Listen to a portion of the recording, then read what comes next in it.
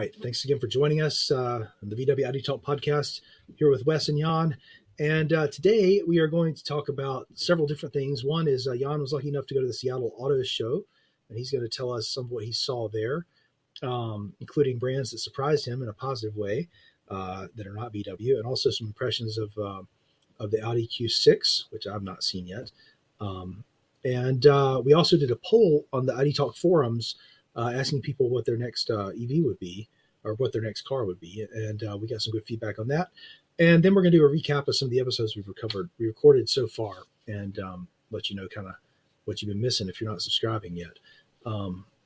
So Jan, do you want to talk about the auto show first? Yeah, thank you so much. So there was a 4-day event here in Seattle. It's called International Seattle Auto Show, and I really encourage everybody who is in the market or who wants to explore new vehicles to go onto show like that in your city, in your state, because there was so many manufacturers and so many cars were available for test drive. So if you want to test drive Macan Electric, or if you want to test drive Kia EV6, like you have opportunity to do that.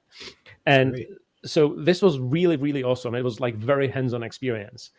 And Wes, you mentioned the brands that really surprised me. So I was positively surprised by Toyota about how how their design have evolved, how many different styles of cars they had. Because for me, Toyota, we had 2006 RAV4, which was really, really nice car. And then we switched into Hyundai, pronounced as Sunday, Tucson.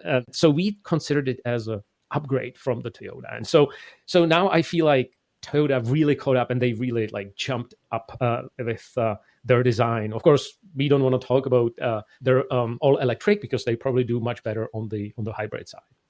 I see. So you're not talking about just electric. You're talking about all of their, all their cars, like the RAV4, they have a hybrid on almost any model. The new Prius design is really great. I think it looks beautiful. So much Exactly. That car is amazing. So there are a lot of amazing cars from Toyota. So that was surprise number one for me. Okay. Yep. All right. So what's the other? You were going to say what the other surprise was. So the other surprise, there were two more. The other surprise was GM and especially Chevy. And I probably would not, as a European, I would not be keen on test driving a Chevy vehicle, but I test drove the electric Equinox, the 2025 Equinox. I was amazed. So that was fun. They, of course, had the Blazer and the Silverado EV, and they, of course, make these cars also with their other brands, and they collaborate with Acura for making the Blazer-like EV. So it's the Honda Acura Prologue and the Acura 3 letters. Yep. So, yep. And the Equinox is meant to be their entry level. Entry level. So interestingly, it has almost same battery as the ID.4 or similar size battery, but it has up to 320 miles of range, which was surprising. And I tried to more efficiency. More efficiency, but I mean, is it really about efficiency? What I was feeling when I was talking to the reps from the Chevy booth is that they also can work more efficiently with the battery buffer, right? So the battery buffer meaning the portion of the battery capacity that is not available for normal driving. And the car definitely is not like a sports car. It feels like ID.4 that is charged to 20%, right? So it's like 60% of the power that the ID.4 has, which is totally fine, right? But it gives you more range. So I really liked it. Particularly for a much less expensive car. That's a compromise plenty of people are willing to make. So good. Exactly. All right. Exactly. And they even brand it as like, hey, it's the most accessible EV on the market in the 320 mile range. So that was really, really surprising. Yeah. Great. It's good to hear that GM's doing good things. I mean, totally. Yeah, the more people that do good vehicles, the good EVs, particularly, the better. Yeah. So, and of course they have the Silverado, the pickup, right? The 200 kilowatt battery in there. So it's like monster machine of yes, absolutely. So what was your impression of the Silverado? Did you like it? Did you think Yeah. a truck person was one? I'm not a truck person. As a European, I'm not much of a truck person. But yeah, it looked But you really could nice. fit a gun rack in there. And for sure. Definitely fit a big, okay, For good. sure. And I spoke with somebody who test drove it, and they were like, they were completely amazed. They were totally amazed how nimble the car is, because it has just insane power, and how long range it is, because it had over like 400 miles range. Or 400. All right. It's significant. So I'm looking at the Silverado EV here, 200 kilowatt hour battery, and of course the curb weight is 8,000 pounds, right? So that's not the gross vehicle weight rating. That's the curb weight. Yeah, I'm not sure if it's like a surprise, but it's more like a EV maker or a car maker on a roll, which definitely is the Hyundai Kia, because they have new designs of their cars. And what was really interesting is that across Hyundai and Kia, they have a portfolio of sedans with the Ioniq 6. Of course, they have the Ioniq 5 and EV6 in more like a hatchback style, or EV4, the ID.4 style. And they also they also have the Kia EV9, which is the almost like the bus or the big three-row. It's the Suburban, the Kia Suburban, basically. So they, I've seen a lot more Ioniq 6s around recently, and they're nice looking cars. The back is very space age looking, but doesn't it get like 400 miles of range as well? Or 350 is something. It's a shocking efficiency number, and they're pretty nice looking. If you want a sedan and you don't want to have to buy the Porsche Taycan, you want a 4-door sedan. I mean, that's your choice. Is the Hyundai Ioniq 6. Yep, it's a really nice looking car. Yep. And I also had a chance to be driven in an ID.Buzz, because I really was not thinking about driving the car, because I wanted to enjoy the spacious interior, right? Mm-hmm. And I was sitting all the way back in the very far row. The bus had the roof, and even the third row has so much space. So I really felt like a king back there. It was just beautiful. And were there cup holders back there? You could I think yes. Okay, I think so. And then it had the captain's chairs in the second row. And the seats are so well made. It was like so very well made. It was the blue with the white roof. Oh, nice. So nice. And did they do the switch for the electrochromatic roof? Did you get to see it? Yes. It changes. The whole thing changes. It's not like just parts of the roof would change as on some higher end vehicles, but this is either you dim it. It's like a milky glass versus full transparent glass. But honestly, in the Seattle weather that we had yesterday, it all felt milky, but it was not the problem of the roof. Right. Yeah. Well, I really think that's a cool feature. I'm glad they added it. We looked into getting that technology for our office at one point. Okay. It's basically like an LCD panel, right? Uh-huh. Like a big one. Yeah. And then we realized we couldn't afford it. But I think it's great. I mean, then you don't have to have a mechanical shade. It's less to break. So good. I'm glad you enjoyed that. And how about the Audi Q6? You told me you got to drive that. Yeah, so they had actually two electric Macans. And the reason why I'm talking about Macan and Q6 is that those are the same platform. So it's the PPE, the premium platform electric, the 800-volt architecture. There was one Macan that was like a static view, and then people could also drive the Macan, but I thought, well, let me try the SQ6. It was a brand new car, 200 miles. The interior, it definitely is like a Audi interior. It felt a little bit more spacious than the Macan, and maybe that's the purpose, right? Because the sports cars tend to be like a nicer, maybe compact cabin. I don't know. That was just my feeling. And there was a lot of like plush surfaces in the SQ6. The 360 camera is a very high resolution. It just looks very good. Of course, the acceleration instant. You just hit the gas and it runs. This was actually the first VW or the VW corporate built car that has one pedal driving. Okay, all right. Now, so as a car, you felt like the Q6 was really great, but as you were disappointed. Well, so from the interior perspective, right?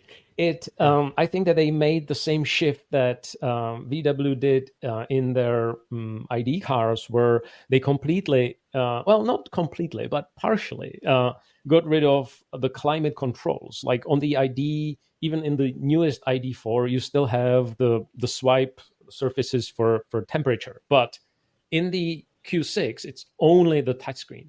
So there's no dedicated surface for anything climate control. And we were trying to figure out how to turn on the ventilated seat. We couldn't figure it out. At the end, we found that the car was not equipped with it. But it felt like the screen had a really good resolution. It was very well readable. That's like hands down. But there was so much going on, right? And so maybe, of course, like people get used to the cars that they drive, and of course, this is kind of getting used to totally. But it definitely felt like Audi all the materials. There was some Alcantara around, and it felt really good. When you close the door, you kind of forget about the city noise around you. So like all that was just like 100% Audi experience. So high quality car, high quality interior, great driving, but just disappointing. I mean, some things like honestly, I would expect a car in the price range of a mid-range Audi to have ventilated seats, to have most features. Honestly, I mean, maybe you don't have the head-up display or something like that. The head-up display was there actually. Yeah, it was there. Okay, mm-hmm. Head-up was there. Yeah. Well, good. I mean, I'm glad you liked it mostly. It just wasn't. It wasn't head and shoulders above the ID.4. You don't think? I actually realized like how much I love my ID.4, right? And so how the minimalist interior is really good with some compromises in having still some physical touch controls, right? And one thing that I really was missing in all those cars is because in the ID.4 we have this small display that is attached to your steering wheel. So no matter how much you adjust your steering wheel, you're still moving the display with your steering wheel, which is not the case for those other cars that I've driven. And so at that point, it's almost like, okay, so how convenient it is for me. Plus, how should I adjust it so I can still see the display? Right. So like, of course, like I had like this applies to any legacy car because all cars had the physical needles in the front of your steering wheel. But this was something that I kind of realized how futuristic the ID.4 is. Yeah. Well, I actually really like that feature of the ID.4. I love having that, they call it the binnacle, right, attached to the steering wheel. Yep. And I've always liked the drive selector, the gear selector. I feel like that's something that they did really well. And that was another thing that was like very unique for each car. And again, it's just getting used to, right? The way how you shift into D or B or reverse is different on the Chevy Equinox, or when you get into the Audi, it's more like what you used to from your ICE vehicles, because there's still this like small knob on the center console that you use to shift into gears, right? Okay.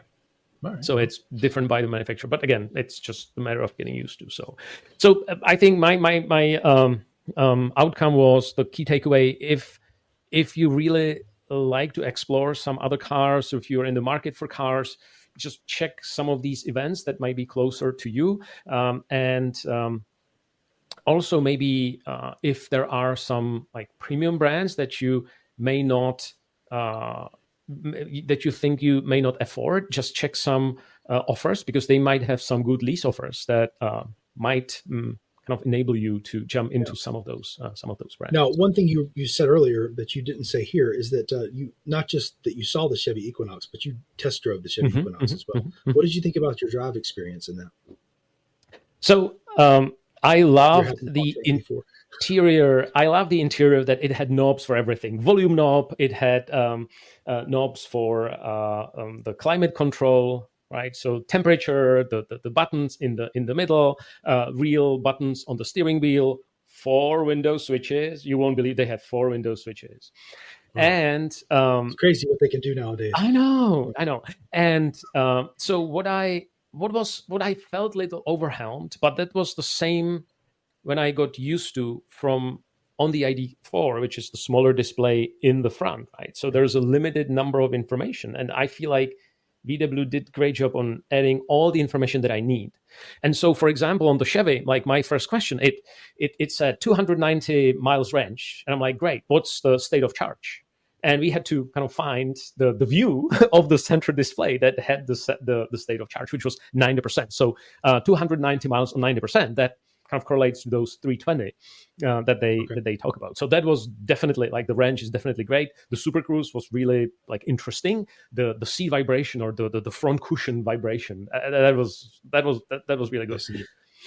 What from a driving dynamics, it's not a sports car, and it felt like our ID.4 on 20% state of charge. So when you hit the gas, or hit the accelerator pedal, it doesn't give you this instant kick, right? It definitely picks up, right? But it raises slowly. And again, the speculation may be that they may have worked more efficiently with the extra capacity of the battery that is normally kept reserved for battery optimization that is not accessible. So maybe it has something to do that they lowered the power a little bit, but gave you a little bit more extra battery. So you can kind of do the trade-off between power and battery, right? But for an entry-level family car, it sounds like it might really fill a nice niche. It's good. Yeah. So speaking of other cars, you did a poll on the ID.Talk VW ID.Talk forum, asking people what their next car purchase would be, and basically we were trying to figure out, are people, since it's a Volkswagen ID forum, are people going to get another ID, or are people going to get, so you're showing it here. So it looks like most people would pick something made in the U.S. Which may be the new Scout brand for VW. Yeah. But and it's like 40%. And by the way, the question was, what would be your next dream car after ID.4? So those were the ID.4 drivers. And we had 104 responses. So there's some statistical significance. That's a good number of responses. Yeah, but so for people listening to this, 40% of folks said that they would buy a US-made EV. That'd be like either a Scout, Rivian, Ford, General Motors, or something like that. Another 12% said that they would pick some other brand. Another 11% said they would pick something in the VW brand family that's not a VW, like either an Audi or a Porsche or a Skoda. And then this kind of surprised us. I know, Jan, you said you were surprised that 11% also said they would pick the next gen ID.4 or ID.5. So that's a significant percentage of people that like their ID.4, I think. Agreed. Totally. And that's great. Again, we spoke many times about how we love the car and why we love it.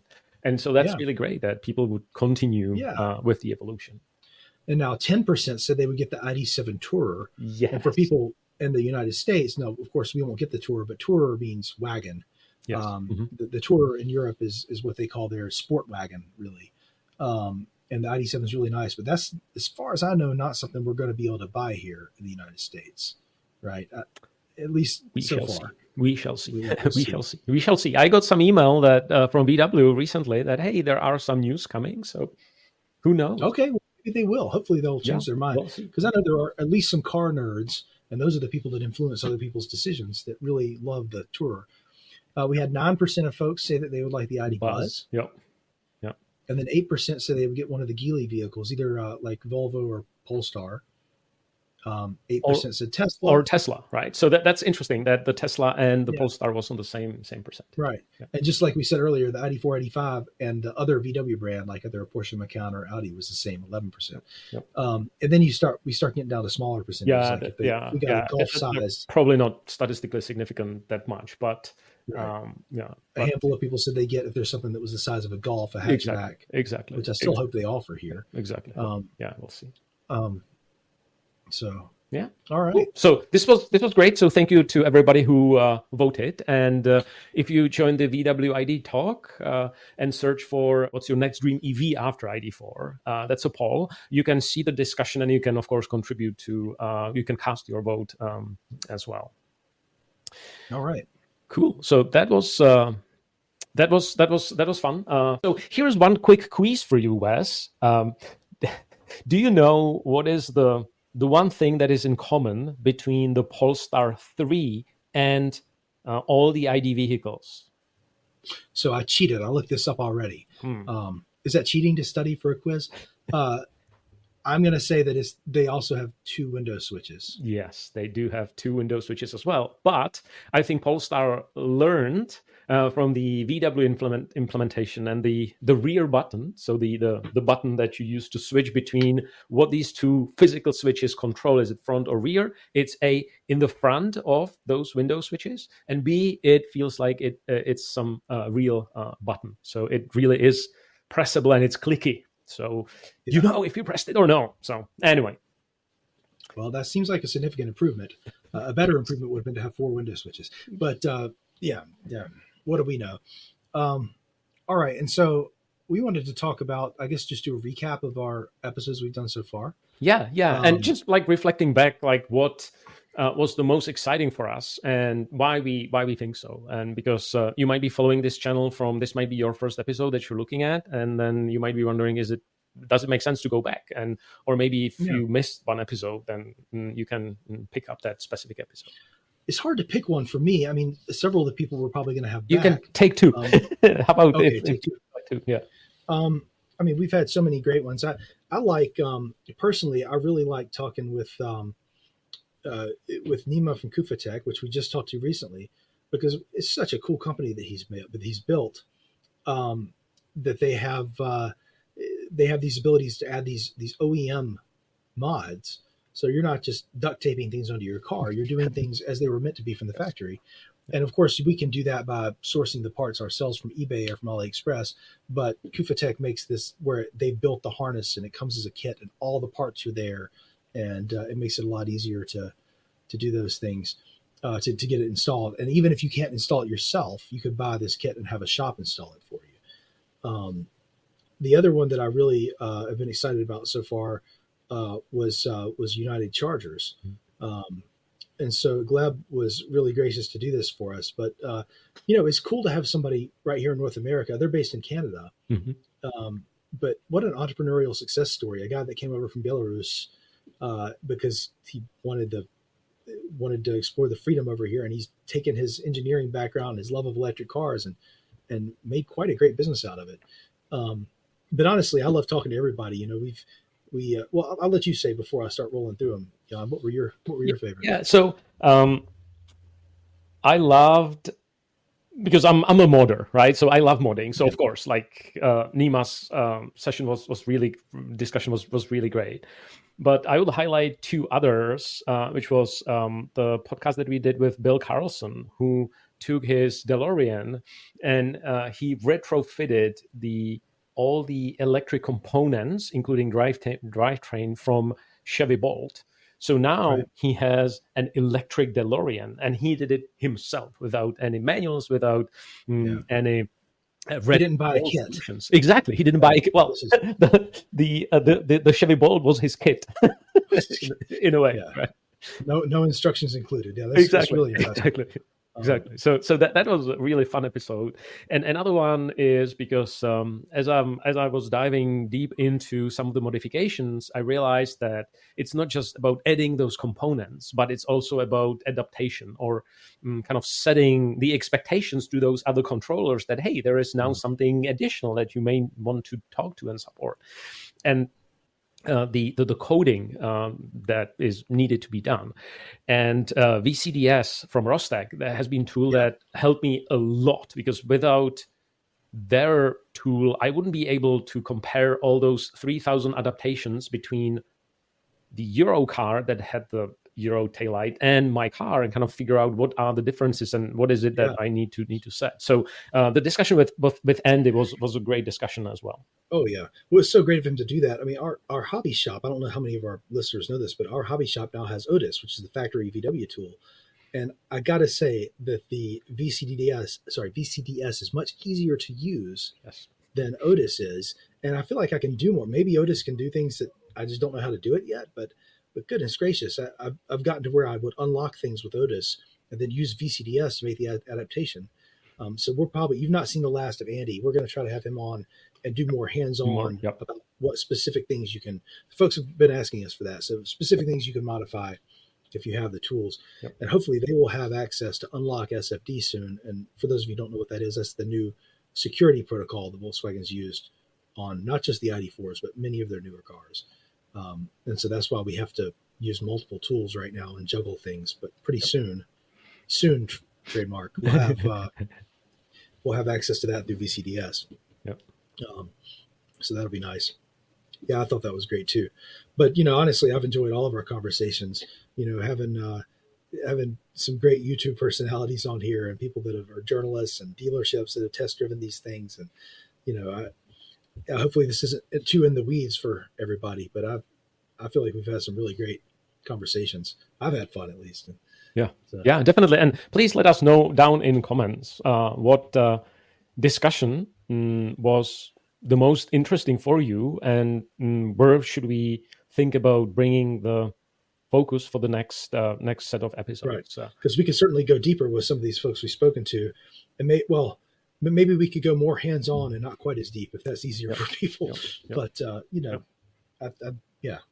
let us know. Yeah, totally. Please let us know just down in comments and or on the VWID forum. We have a post that is sticky for the feedback and all the suggestions for the next episode. So if you go to VWIDTalk, you'll see a banner that will lead you to that post. So that's easy to leave feedback either wherever you're listening to your podcast or watching us two clowns here. There's also an honorable mention that I would like to say for a podcast. Chris from Better Life, he runs his YouTube channel. He is the early adopter of ID.3. So he was literally the first or second person in the world who took a delivery of the ID.3. Yeah. So he got ID software version 1. For those of us who started on 2, he was like a generation ahead of us, and he worked a lot with VW to provide a lot of feedback. And I think that maybe some of us are wishing that the innovation is driven a little bit faster, but I'm really, like, after what I've driven yesterday, I'm really grateful about my car. I love the IQ Drive. I really love the interior. Yes, we talked about a few things, but hopefully VW will fix it at some point in the near future, like this year. Like I think it's more that people are hopeful of what could be, and that's what's disappointing, right? Because it honestly, as far as a car, it's pretty good. They could make it great. But I felt very lucky that Chris took the time to join us. He's YouTube famous, right? He's particularly in Europe. He's based in Bavaria, and he's very well known over there. So thank you, Chris, if you're listening. Well, great. Cool. Well, we're still looking for suggestions for some new episodes. We got some things will be deeper dives, some things will be more hands-on, and we're both working on projects too. So hopefully we'll be able to do some things that are interesting to folks. But yeah, let us know. Cool. Let us know down in comments. Hop on the forum. Let us know. Yep. Thank you. Well, thanks, Jan.